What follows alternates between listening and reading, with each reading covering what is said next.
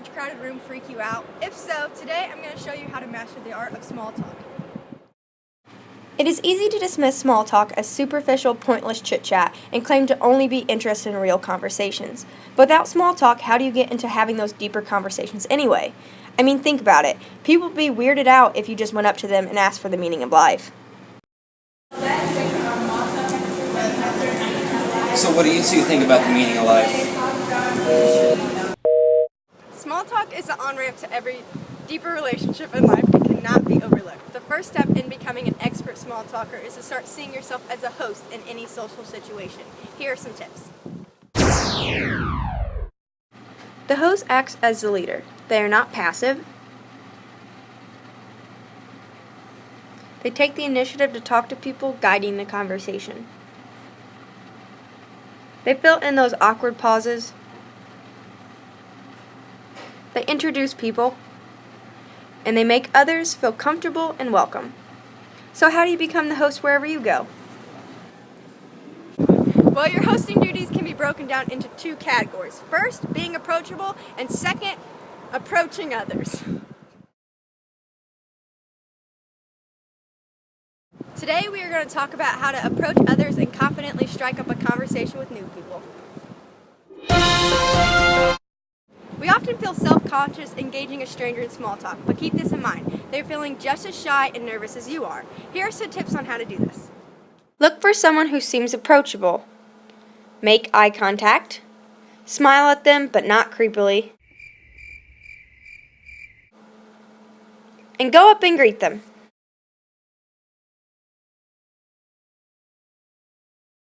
But what then? Here are some tips on how to become an expert conversation starter. Communications experts offer a 3-part process to kick off conversations called the R method. The first step is anchored. This is an observation of something you and the other person have in common. IUPUI is such a great campus. The next step is to reveal something about yourself that is related to your anchor. Hey, we're happy to have you here at orientation. I'm glad you got here early because it's going to help a ton with class choices. By opening up a little more, we extend to the other person a few more threads of connection, allowing them more to respond to.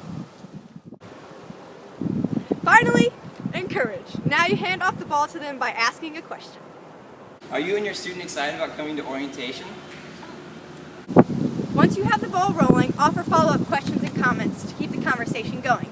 Be careful though. Too many questions fired right after another will feel more like an interrogation, and too many comments won't allow them time to talk.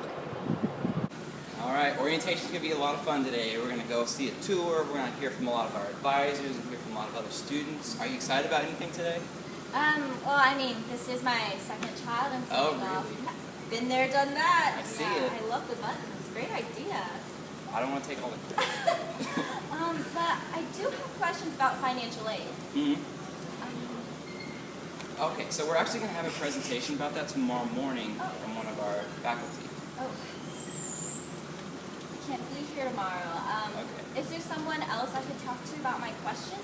Yeah, we're actually going to have a resource fair on the first floor of the campus center later on, so they can definitely answer any question that you have about that. Oh, that's great. Thank you so much. Hey, no problem. Aww. Start with questions that can be answered with 1 or 2 words, and then build on those to expand them into open-ended questions that won't put them on the spot but will allow the other person to reveal more or less about themselves. Use good starter phrases such as, So tell me about what was the best, how did you feel about, what brought you to, what surprised you the most, why?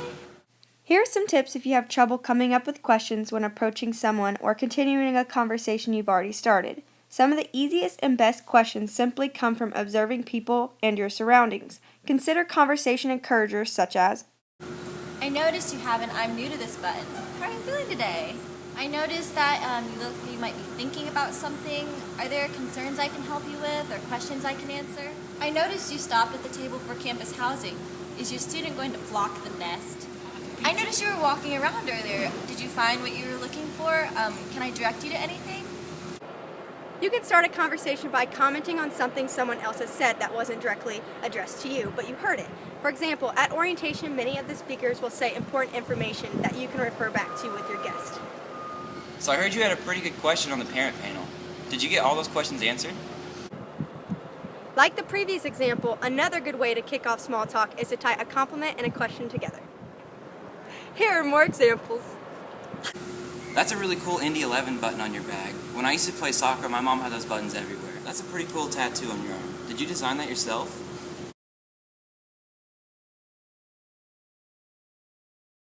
If your small talk hits a snag, remember this acronym. F is for family! Tell me about your family. Do you have any other children?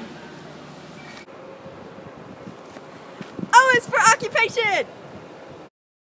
So what's your student majoring in? R is for recreation! Is your student planning on getting involved in anything like clubs or sports on campus? M is for motivation!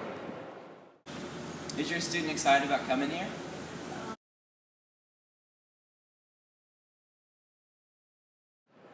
Now that you know how to start and keep a conversation going, here are some tips on how to appropriately end one. Option 1. Now, if the other person initiated the conversation asking for help or advice, you can conclude things by asking, Is there anything else I can help you with? Do you need anything else? or you can simply wait for a conversational turning point and say something like, Well, it was nice to meet you. if that doesn't work, you have option 2. You can try introducing the person you're talking to someone else. Well, it was nice talking to you, Paul. Actually, I'd like you to meet my friend Gerald. He's also an engineering student, just like your son. Now, this is a good method to use at orientation when you need to be doing something else and you want your group to start talking to each other. Option 3. Now, invite the person to do something with you. This method opens up a possible exit without the person feeling abandoned. So I'm gonna go see what the housing table has. Do you want to come with? Oh, yes. All right, perfect. Now you can smoothly remove yourself from the conversation.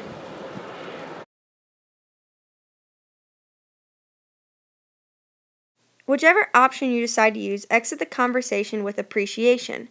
So what you do is recap the conversation in a positive way and thank the person for giving their time, sharing their expertise, or simply being fun to be around. And be sincere. Only say it when you mean it. This ensures that you go out on a high note. So again, thanks for sharing today. It helped a lot of other parents kind of open up and feel more comfortable about their students coming to campus. Before you go, give the other person a smile. Another secret is to say their names when you say goodbye. It's more personal and adds an element of rapport building. So it was nice to meet you, Paul. Thank you so much, David. No for problem. everything. Everything. All right, I'll see you, okay? Okay, bye, David. See ya.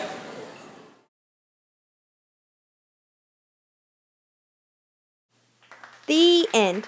But before you go, I threw in a little bit of extras for you.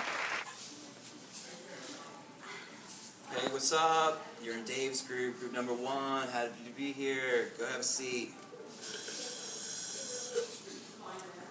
You having a good day? Oh, Sweet. actually, is there a bathroom over here? Hey, we'll get to that. We'll get to that. Don't worry. Happy to have you. Hey, what's up? This is IUPUI, IUPUI, welcome here. This is not what Meryl Streep would do. I'm welcoming David. I'm David, welcome. Alright, tell me when you're ready. I'm ready. Okay.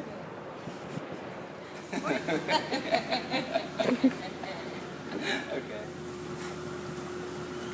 What a creative tattoo. La la la la la la la la la. Is there anything else I can help you with? Is there anything else you need?